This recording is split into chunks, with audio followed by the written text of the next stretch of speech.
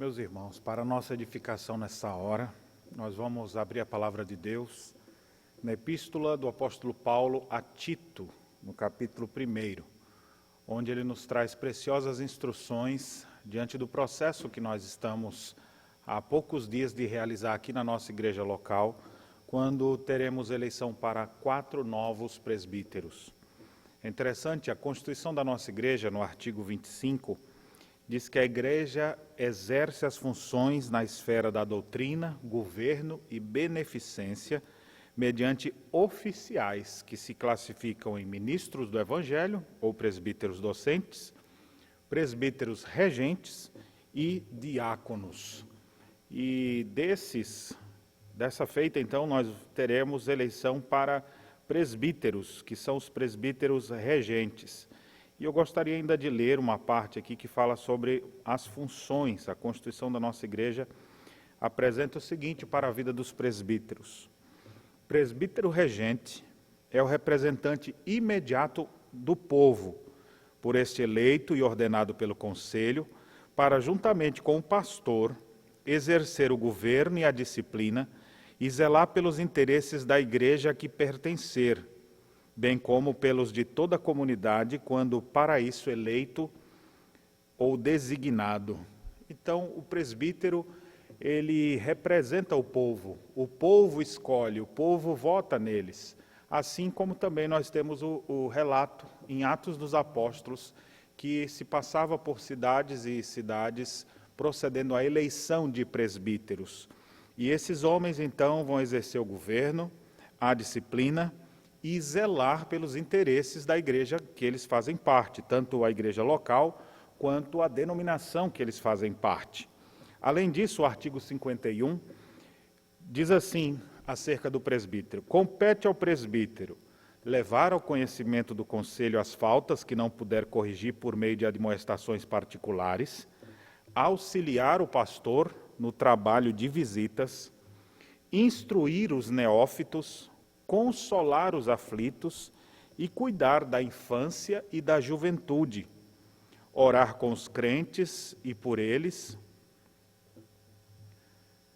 informar o pastor dos casos de doenças e aflições, distribuir os elementos da Santa Ceia, tomar parte na ordenação de ministros e oficiais, representar o conselho no presbitério, no sínodo e no Supremo Concílio.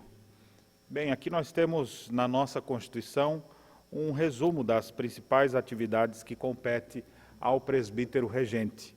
E a nossa oração mais sincera é que nos próximos dias, quando tivermos eleição aqui na igreja, possamos escolher homens que possam se enquadrar nesse perfil, tanto com as qualificações bíblicas, que nós vamos ver agora, quanto nessas disposições que a nossa Constituição estabelece para a vida de um presbítero, ou seja, um homem que zele pela igreja, que exerça o governo, a disciplina, que se preocupe com os interesses da congregação em que ele faz parte, que ele possa, sim, auxiliar o trabalho pastoral, tanto nas visitas, quanto instruindo os novos na fé, consolar aqueles que se encontram em alguma aflição, cuidar das crianças, cuidar da juventude, de maneira especial, orar com os crentes, ou seja, ser um homem que acompanha eles em suas orações e levar ao conhecimento do conselho as faltas que não puder corrigir. Ou seja, ele vai resolver os conflitos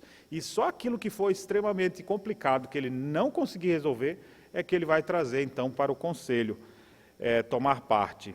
Então, são coisas muito importantes e nós vamos ver agora, lendo Tito capítulo 1, como Deus deseja que estes homens sejam.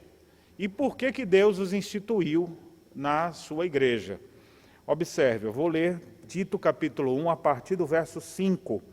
A palavra de Deus diz assim: por esta causa te deixei em Creta, para que pusesses em ordem as coisas restantes, bem como em cada cidade constituísses presbíteros conforme te prescrevi. Alguém que seja irrepreensível, marido de uma só mulher, que tenha filhos crentes que não são acusados de dissolução, nem são insubordinados, porque é indispensável que que o bispo seja irrepreensível como despenseiro de Deus, não arrogante, não irascível, não dado ao vinho, nem violento, nem cobiçoso de torpe ganância, antes hospitaleiro, amigo do bem, sóbrio, justo, piedoso, que tenha domínio de si, apegado à palavra fiel, que é segundo a doutrina, de modo que tenha poder tanto para exortar pelo reto ensino, como para convencer os que o contradizem. Amém. Antes de me deter ao texto, eu gostaria de visualizar com vocês um pouco sobre essa epístola. Paulo escreve as cartas pastorais para Timóteo e para Tito, lembrando a eles das maneiras como eles deveriam proceder em relação à igreja. Uma palavra que aparece repetidas vezes aqui na epístola de Tito é exatamente as boas obras. Nós temos aqui, nesse texto inicial, as boas obras dos presbíteros na igreja. Depois nós temos uma referência no final do capítulo 1, verso 16, dizendo que, no tocante a Deus, professam conhecê-lo, entretanto, o negam por suas obras. Você vê como as obras são importantes na vida dos crentes. Elas confirmam a fé verdadeira. E ele diz, por isso eles se tornaram abomináveis, desobedientes e reprovados para toda boa obra. Ou seja, tem pessoas que não têm boas obras, mas o povo de Deus deve ter boas obras. Os presbíteros têm a forma deles agirem. Agora, no capítulo 2, ele fala para o próprio Tito, que era o pastor da igreja, dizendo, torna-te pessoalmente padrão de boas obras. Ou seja, não adianta querer que o povo seja uma coisa que você mesmo não é. Ainda no capítulo 2, ele diz que Deus manifestou sua graça salvadora a todos os homens e que Deus está preparando um povo exclusivamente seu. Olha o que ele diz no verso 14, povo zeloso de boas obras. O povo de Deus deve ter boas ações, boas obras que evidenciam a fé verdadeira em seus corações. No capítulo 3, mais uma vez, temos uma referência a isso. Ele diz, lembra-lhes que se sujeitem aos que governam, se sujeitem às autoridades, sejam obedientes e estejam prontos para toda boa obra. Aqui as boas obras em relação às autoridades que existem, ou seja, é uma boa obra se sujeitar às autoridades. Mais adiante, ele declara no verso 8 assim, fiel é esta palavra e quero que no tocante a estas coisas faça afirmação confiadamente, para que os que têm crido em Deus sejam solícitos na prática de boas obras. Observe aqui mais essa ênfase, quem crê em Deus deve desejar ardentemente praticar boas obras, as boas obras da congregação de fiéis. E, finalmente, versículo 14, ele declara mais uma vez, agora, quanto aos nossos, que aprendam também a distinguir-se nas boas obras a favor dos necessitados, para que não se tornem infrutíferos. Aqui, então, finalizando, quanto aos nossos, ou seja, quanto à igreja, você não pode esperar que apenas as pessoas do mundo lá fora, que nem têm temor de Deus, queiram ter boas iniciativas para ajudar os necessitados. Mas eles têm também. Mas o texto diz, quanto aos nossos, os nossos têm que se distinguir na prática de boas obras a favor dos necessitados. Então, nessa pequena epístola de apenas 3 capítulos, nós temos várias referências sobre as boas obras que o povo de Deus deve praticar, que deve ser como uma luz que ilumina a sua vida, que ilumina os seus caminhos. E nesse sentido, eu quero destacar aqui a boa obra dos presbíteros, como esses homens devem ser. O texto inicia dizendo que Paulo deixou Tito lá em Creta com o propósito de promover os presbíteros, a eleição dos presbíteros, e como que eles deveriam ser. Antes de descrevê-los, olha como é interessante o que o verso 5 diz. Para que pusesse em ordem as coisas restantes, bem como em cada cidade constituísse presbíteros. Como é que uma igreja é colocada em ordem? Eu te deixei aí, Tito, para que você pusesse em ordem as coisas restantes e elegesse então os presbíteros. Uma igreja em ordem, um povo que está em ordem, é um povo que tem uma liderança saudável. Uma igreja que está em ordem, está tudo organizado? Tá. Aí às vezes as pessoas pensam, o que está organizado? Não, as fichas estão organizadas, o templo está limpo, as contas estão sendo pagas, ok. E o que mais? E quando surgir os problemas? E quando surgirem os conflitos? Como é que vai ser resolvido isso? E quando não tiver o dinheiro para pagar essas contas? E quando alguma situação envolver algum membro, o que fazer? Então, você deixa a igreja em ordem, não quando você bota as fichas dentro de um arquivo, mas você deixa as coisas em ordem quando você tem dentro da igreja homens capacitados para a obra de Deus.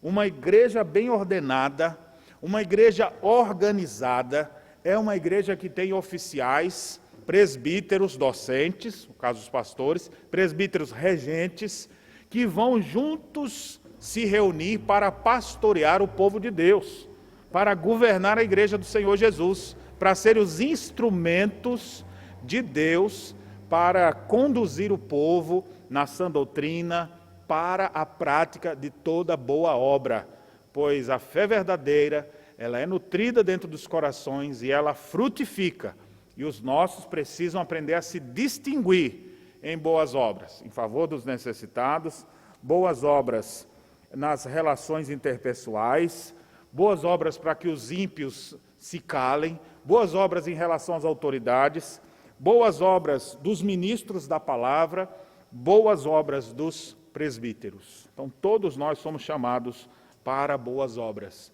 Não para que sejamos salvos por elas, mas elas são a evidência de que a nossa fé é uma fé autêntica. Tiago diz assim, mostra-me essa tua fé sem obras, e eu com obras te mostrarei a minha fé. Fé bíblica, fé autêntica no coração dos crentes, se evidencia nos frutos. Como devem ser esses homens que vão botar a igreja em ordem? Como devem ser os presbíteros? Observe as prescrições agora a partir do verso 6, e eu passo a lhes relatar. Diz assim, deve ser alguém que seja irrepreensível. A primeira expressão que aparece para descrever esses presbíteros que deveriam governar a igreja é que eles deveriam ser irrepreensíveis. A palavra irrepreensível dá a ideia de alguém que tem uma conduta tão correta e justa que ninguém tem como apontar o dedo e mostrar algum erro em sua vida, porque a sua vida, cheia de dignidade, cheia de pureza, cheia de retidão, não dá margem para ninguém falar dele. Então, uma pessoa que seja irrepreensível, mais à frente, depois no verso 7, ele vai dizer de novo, de ser irrepreensível num determinado assunto, mas aqui, de uma forma geral, o presbítero precisa ser alguém irrepreensível. Imagine você ter uma pessoa à testa da igreja, que vai estar à frente dos trabalhos, dizendo os caminhos em que as pessoas devem trilhar, tendo que aconselhar, orar pelas pessoas em suas aflições, e aí você vê que aquela pessoa está mais perdida do que aquele que está precisando de ajuda. Ou seja, vai ensinar uma coisa que nem ele mesmo sabe.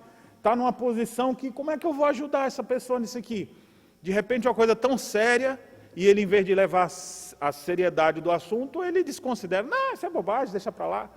Como é que essa pessoa vai ser um bom servo de Deus? Então, é indispensável que ele seja irrepreensível. O presbítero deve ser alguém de uma moral elevada, de princípios bíblicos, uma ética irrepreensível. E essa palavra irrepreensível, ela está meio que desgastada ou escassa do nosso vocabulário hoje.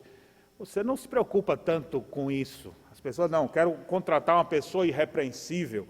Não, já passou a época que alguém se preocupava com isso. Hoje em dia eu quero alguém que tenha produtividade, não importa como é que ele faz. Eu quero é que ele produza, que ele traga gente, que ele faça... A primeira coisa que a Bíblia diz é, ele tem que ser irrepreensível. Você tem que olhar para ele e não achar do que o acusar.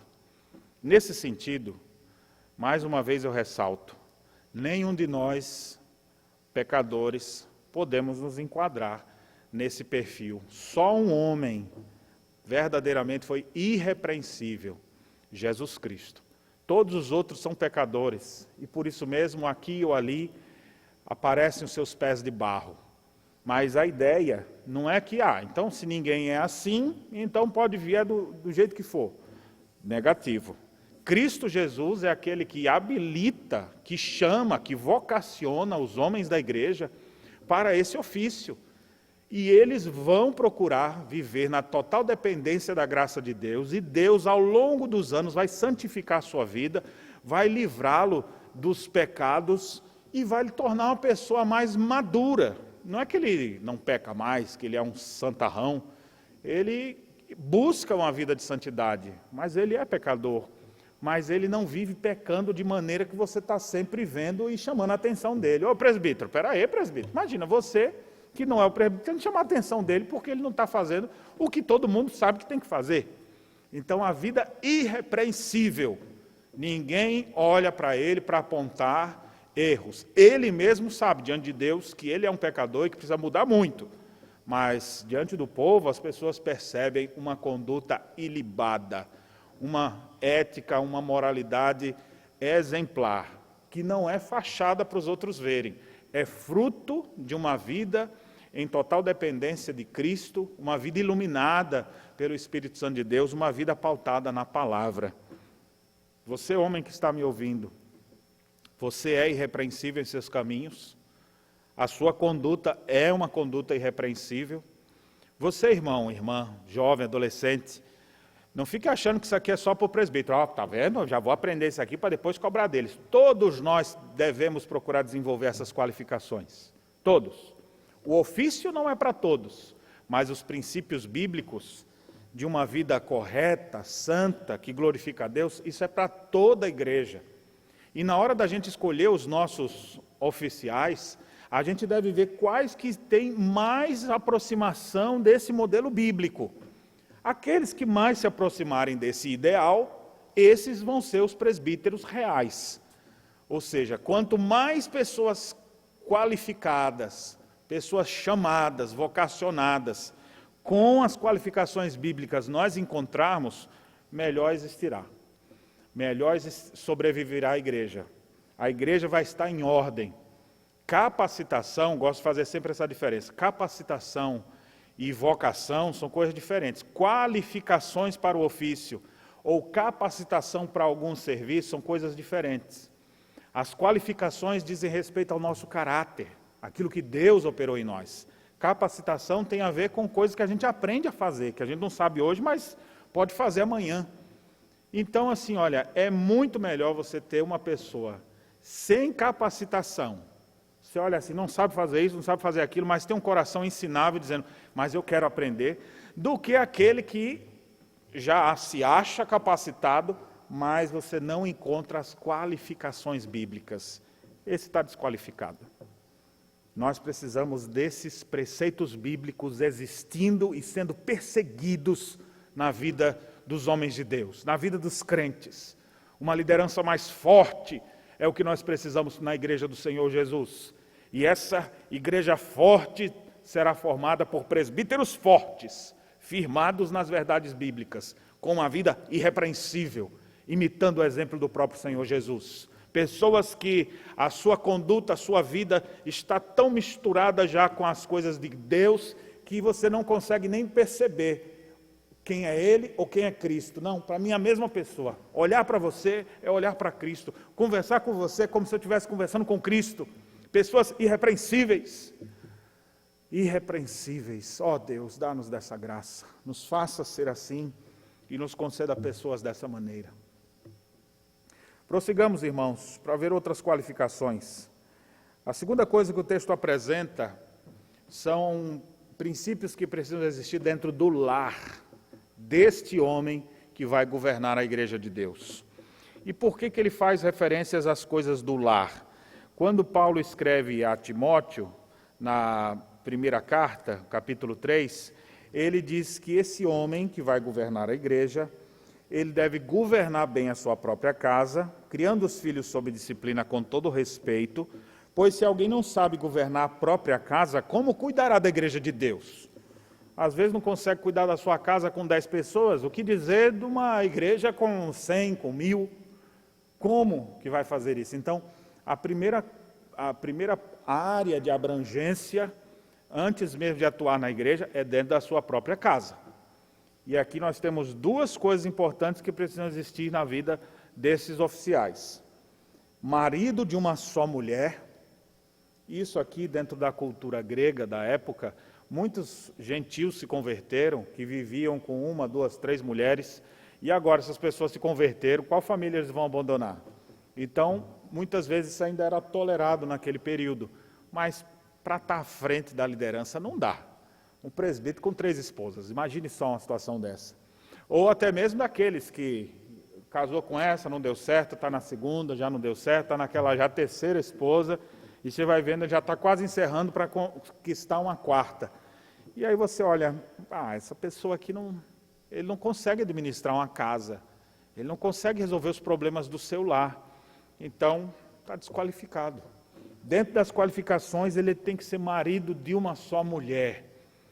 E aqui, não apenas aplicando para os nossos dias, não considerando essa permissão que havia do primeiro século, na cultura em que se era tolerada a poligamia, mas abrangendo aqui a nossa realidade, nós devemos conviver e conviver bem, marido e esposa, porque disso é a sobrevivência do nosso ministério.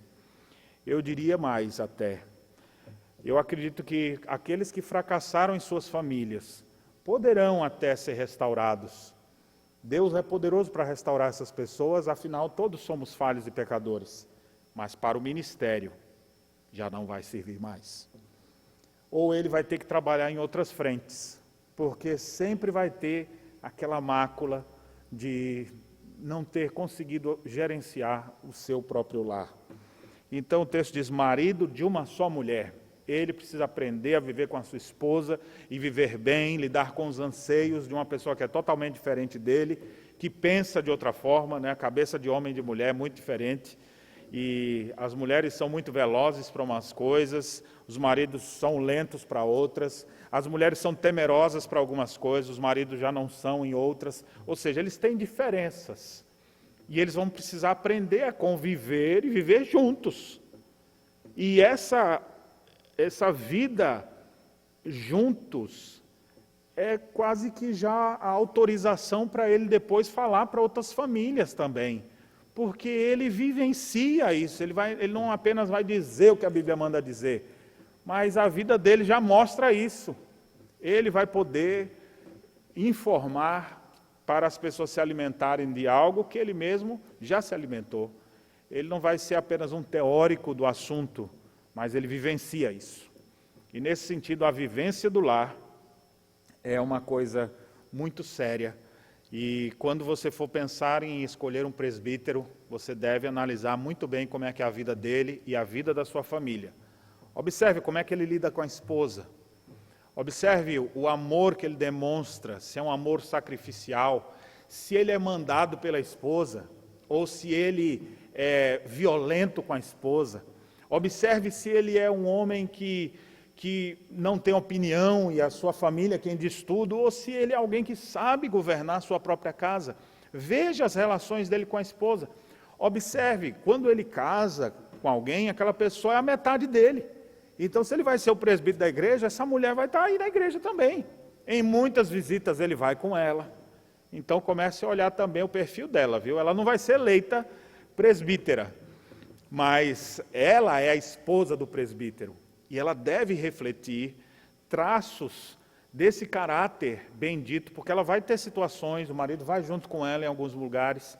Então, esse marido de uma só mulher, em que ele pode compartilhar da vida, da caminhada cristã, é muito importante. Então, observe como ele trata a sua esposa, observe como é a esposa desse candidato, se ela é alguém que vai ajudá-lo nessa caminhada ou vai ser alguém que vai afugentá-lo. E eu devo confessar que eu já vi aqui muitas pessoas que eu sempre olhei assim e falei, não aqui especificamente da nossa igreja, mas de uma forma mais abrangente, pessoas que poderiam ser excelentes pastores, pessoas que poderiam ser excelentes presbíteros, excelentes diáconos, mas eles não conseguem porque eles têm um freio de mão puxado dentro de casa. E infelizmente esse freio de mão é a própria esposa, porque eles não conseguem desenvolver nada porque a mulher não se envolve com as coisas de Deus.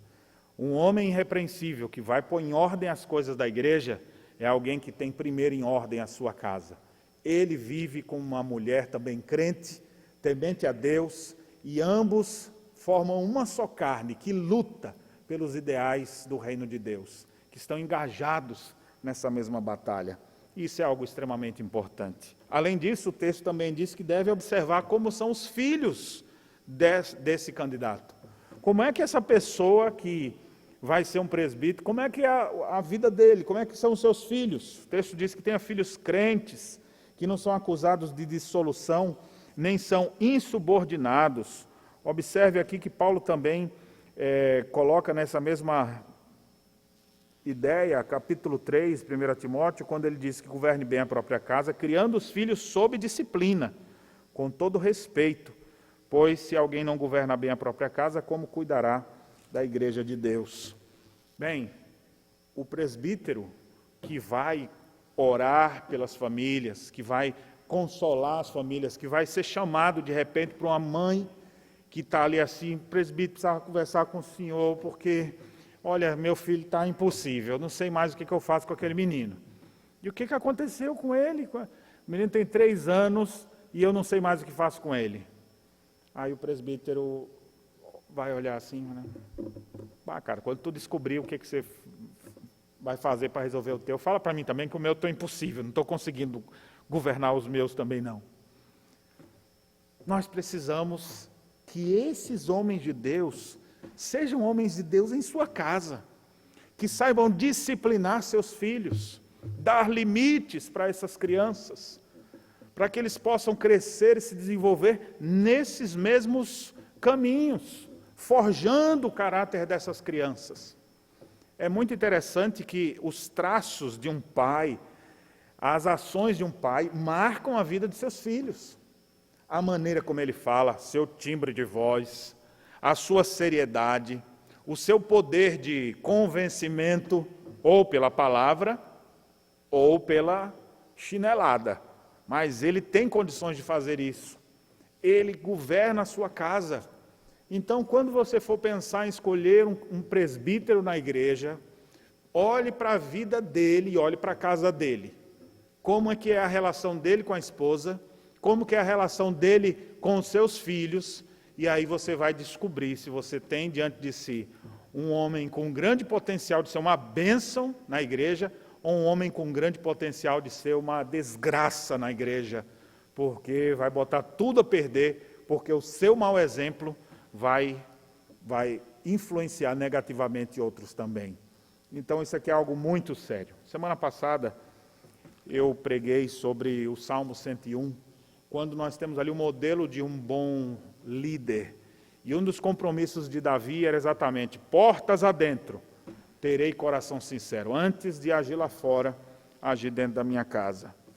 O homem de Deus, os homens de Deus que vão compor o conselho da igreja, precisam ser homens irrepreensíveis. E depois, eles precisam ser homens que demonstrem isso dentro da sua casa. Vamos prosseguir mais um pouco. Versículo 7 agora. Observe o que ele diz. Outras qualificações que são trazidas aqui para a vida desse homem de Deus. Porque é indispensável que o bispo seja irrepreensível como despenseiro de Deus. Ele já tinha falado sobre ser irrepreensível, no verso anterior, mas ali de uma forma mais genérica. Todos devem ter essa atitude, essa moralidade, esse caráter provado. Mas agora ele diz, ele também tem que ser irrepreensível como dispenseiro de Deus, como aquele que vai ter a chave da dispensa, vai ser aquele que vai ministrar para a vida das pessoas. Não pode ser uma pessoa desqualificada, não pode ser uma pessoa repreensível, que chega lá, está lá o casal enfrentando uma briga, um traiu o outro, e aí fala, rapaz, vai lá e faz a mesma coisa com ele, para ver se ele não aprende. Aí você fala, de onde é que ele está tirando isso? De que dispensa foi que ele trouxe essa instrução? Ou quando ele vai enfrentando as situações e fala qualquer coisa, fala bobagem, fala sem entendimento, fala porque todo mundo está dizendo, ele não pode ser assim. Como dispenseiro de Deus, como aquele que vai falar das verdades de Deus, ele não pode ser alguém repreensível, que vai trazer instruções equivocadas ou que a sua própria vida vai ser um mau exemplo para os outros. É indispensável, observe que a ênfase maior, irrepreensível já é pesado, mas é indispensável que ele seja irrepreensível nesse item. Ou seja, não dá para ser um oficial da igreja que não sabe nem o que vai fazer. E agora, pessoal, o que eu tenho que fazer mesmo para ser presbítero aqui? Não, diz aí. Não, ele já sabe, ele já leu a Bíblia, ele já conhece as verdades, ele sabe que aquela pessoa precisa ter um presbítero para acompanhar ele. Ele sabe o que ele tem que fazer, não precisa ficar todo mundo instruindo ele não, ele já tem essa maturidade. Ele já é um dispenseiro do Senhor. E o apóstolo Paulo, escrevendo ainda aos Coríntios, ele declara que importa que os dispenseiros sejam encontrados fiéis. A sua fidelidade a Deus e a sua palavra vai ser demonstrada à medida que ele atuar com as pessoas ao seu redor. Então é indispensável que ele seja assim. Vamos observar outras coisas mais que esse texto nos diz. Diz que ele não pode ser arrogante, não seja arrogante, ou seja, uma pessoa orgulhosa, jactanciosa, porque às vezes pode parecer isso, né? Eu quero ser presbítero para eu estar, é o oficial da igreja, né? O oficial máximo, para estar de nariz empinado. Não, você precisa estar na casa do povo, você precisa estar visitando as pessoas, orando com os que estão enfraquecidos, consolando os desanimados, acompanhando o pastor nas visitas. Precisa ser, não é para ficar fazendo pompa. Tira desse lado para ver se fica melhor. Não, desse, assim. Agora sim. Não é para se amostrar, mas é para trabalhar. Trabalhar sem arrogância, com humildade, de fazer um monte de coisa e dizer, eu não fiz foi nada, servo lixo que sou. Tenho tanta coisa para fazer ainda e não consigo fazer o que preciso fazer. Não pode ter arrogância. Uma das coisas que destrói homens de Deus é exatamente a sua arrogância. E a Bíblia diz, esse está desqualificado. Não, eu quero ser presbítero da igreja por 5 razões. Primeiro, e aí começa a citar lá, essa pessoa que se gaba, essa pessoa que se acha melhor do que os outros, esse nunca vai ter condições de ser um bom presbítero. Pode até ser que um dia Deus mude o caráter dele, para que ele aprenda o caminho da humildade, e aí poderá ser, mas com arrogância, nenhum permanecerá.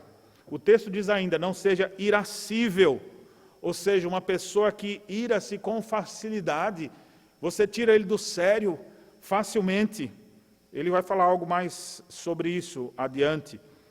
Ele diz assim, não dado ao vinho, ou seja, uma pessoa que tem domínio próprio, que não é escravizado a nenhum vício. Você pega essa pessoa livre para servir a Deus, e ele pode dizer não para as coisas que se oferecem a ele, exatamente porque ele é uma pessoa controlada. Olha outro aspecto aqui, próximo do não irascível. Ele também deve ser uma pessoa não violenta. Literalmente a ideia é não seja espancador. Já pensou um homem que está chamado na igreja para resolver questões espirituais, tentar resolver com armas carnais? Não deve ser dessa maneira. Ele não deve ser alguém violento. E por último, verso 7, não deve ser cobiçoso de torpe ganância. Para que ele quer ser presbítero? Qual é a ganância que tem aí? Por que ele quer fazer? Ele está se prontificando para esse serviço porque quer realmente honrar a Deus, glorificar a Deus, ser um instrumento nas mãos de Deus? Ou ele tem alguma outra ganância por trás, querendo algum status quo para conseguir alguma outra coisa com outras intenções? Você pode estar pensando, pastor, na igreja vai ter isso? Tem. E nós não devemos, de maneira alguma, votar em pessoas que revelam esse tipo de caráter. Meus irmãos, eu vou parar por aqui, nós temos mais algumas outras coisas. No próximo domingo, nós vamos continuar lendo outras qualificações indispensáveis na vida de um presbítero. Nós estamos diante de um processo eleitoral em que vamos escolher 4 presbíteros, no dia 19 de julho agora, e é minha função como pastor instruir a igreja. E a minha instrução é, vote nesses aqui, ó. Quem são, pastor? Os homens que a gente deve votar. Vote em alguém que seja irrepreensível, Vote em alguém que seja marido de uma só mulher, casado e bem casado, com uma mulher que seja uma bênção na igreja. Vote em alguém que tenha filhos crentes e que ninguém fica falando mal deles, porque sabem que são pessoas boas, exatamente porque estão sendo forjados dentro da sua própria casa. Procure aquelas pessoas que são irrepreensíveis como dispenseiros de Deus. Procure aquelas pessoas que são humildes, não os arrogantes. Procure aquelas pessoas que são dominadas pelo Espírito Santo, não pessoas irascíveis. Procure aquelas pessoas que têm domínio próprio e não são entregues a nenhum vício. Não queira votar naqueles que são briguentos, que se estouram por qualquer coisa, muito menos por aqueles que são envolvidos com muita ganância. Certamente essas pessoas trarão grandes prejuízos para a nossa igreja. A partir da semana que vem, eu mostrarei outras qualificações nesse texto aqui, os versos 8 e 9. Mas para a gente finalizar aqui agora, eu queria que você pensasse o seguinte: Deus, o nosso Deus, governa a sua igreja. E para que uma igreja esteja em ordem, ela precisa de homens capacitados, homens de Deus, na testa dessa igreja. Que você seja esse homem, que você seja encontrado fiel, e que essas verdades bíblicas possam ser perseguidas por você, e que Deus nos dê a graça de termos em nosso meio homens desse calibre, dessa magnitude. Vamos orar por isso? Bondoso Deus e Pai, obrigado pela Tua palavra, santa e bendita palavra, que nos ensina, que nos instrui sobre como deixar a igreja em ordem. Deus, e o Senhor escolheu colocar homens na igreja para que ela seja devidamente ordenada. Senhor, nós reconhecemos que temos vivido tempos difíceis, de lideranças frágeis, muitas vezes lideranças de crise, pois não tem ninguém, aí de repente vai aquele mesmo. Mas nós oramos nesse momento para que Tu venhas operar no coração dos homens da Tua igreja, para que, ó Deus, possam perseguir com todo o seu coração um viver que agrade a Deus, sejam irrepreensíveis em seu proceder, que vivam bem em suas casas, em suas relações interpessoais, marido e esposa, pais e filhos, que sejam pessoas dominadas pelo Teu Espírito Santo, para que sejam, ó Deus, guiados por Ti a toda a verdade, não sejam briguentos, não sejam arrogantes, não sejam dominados por nenhum vício, muito menos pelo dinheiro, mas que sejam pessoas humildes, dedicadas ao serviço do Senhor, que queiram ser gastas no Teu reino. Nós oramos desde já pelas eleições que em breve teremos, para que o Senhor nos agracie, ó Deus, fazendo com que o Teu povo possa enxergar esses homens em nosso meio. E que nós possamos, ó Deus, não apenas para agora, para essa eleição, mas nós possamos ver nossas crianças, nossos jovens, nossos adolescentes, sendo forjados ao longo dos anos para se tornarem os morões da Tua igreja. Homens que vão exercer o ofício tão importante de governar a Tua igreja, de apacentar o Teu rebanho. Ó Deus, se o Senhor não operar em nós e nos conceder essa graça, nós estaremos perdidos. Ajude-nos, ó Deus, livre-nos de maus obreiros, de maus pastores, de maus presbíteros, e nos dê homens inclinados, com o coração inclinado a Ti e a Tua palavra. É o que nós te pedimos em nome de Jesus. Amém.